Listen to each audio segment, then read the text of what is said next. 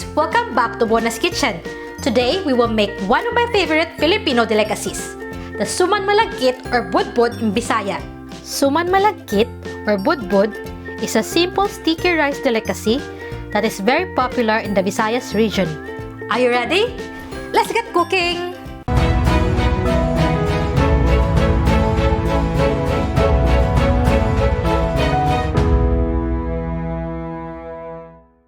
And you only need few ingredients to make this delicacy, such as glutinous rice or pilit in Bisaya, coconut milk, sugar, salt, and banana leaves for wrapping. There are also variations where people add ginger for more flavor. For the complete list of ingredients, check out the description below. Now, add water to the glutinous rice.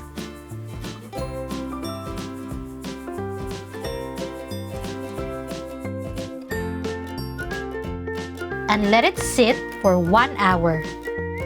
After 1 hour, drain the water. In a pan over medium heat, add the coconut milk,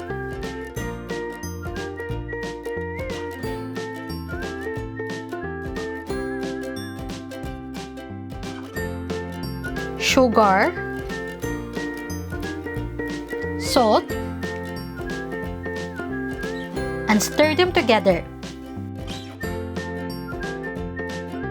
Then, let this boil. Once boiling, add in the glutinous rice.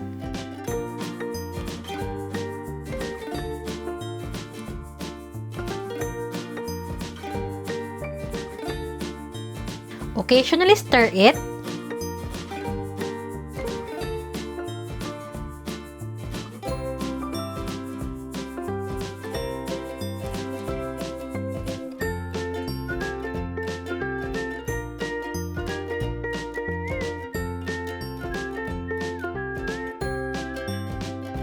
And once the liquid is reduced, cover this and let it simmer for about 10 minutes. And you may need to reduce the heat to low setting. After 10 minutes, give it a stir until all the liquid has been absorbed. Now, scoop about 2 to 3 tablespoons of the glutinous rice and put it onto the banana leaves. Roll it to elongate like this. By the way, don't forget to pass the banana leaves over heat to make it pliable.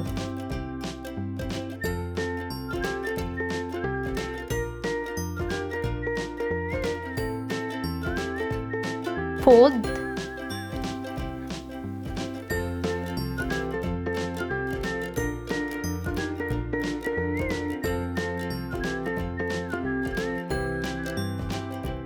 And set this aside. Repeat the procedure with the remaining rice.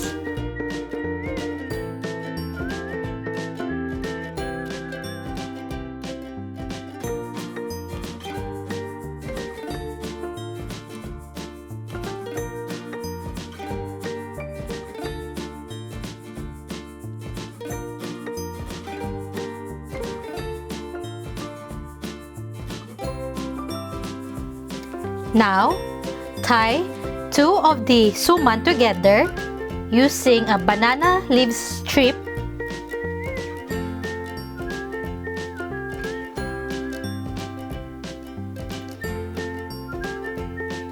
Make sure you tie it tightly.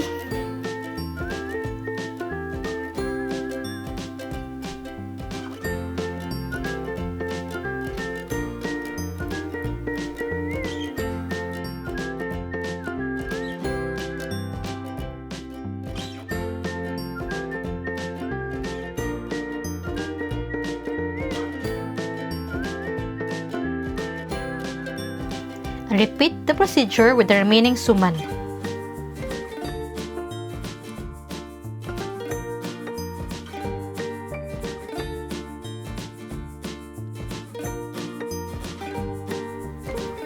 Cut the excess strips. In a pan over medium heat, add the suman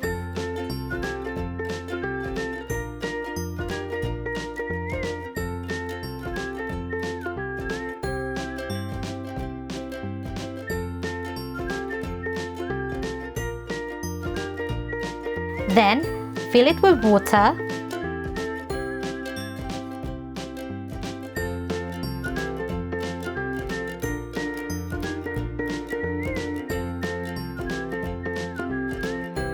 Cover this with plate and cook this for about 45 minutes to an hour or until the rice is fully cooked. Once it's cooked, remove it from the pan and let it cool. By the way, you can also cook this using a steamer. But if you don't have steamer, you can just follow this method.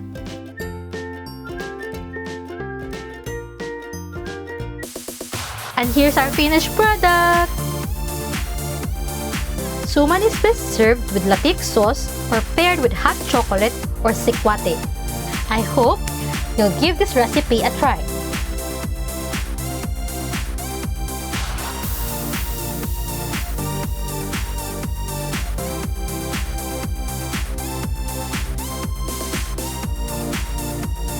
If you like this recipe, don't forget to hit the like button.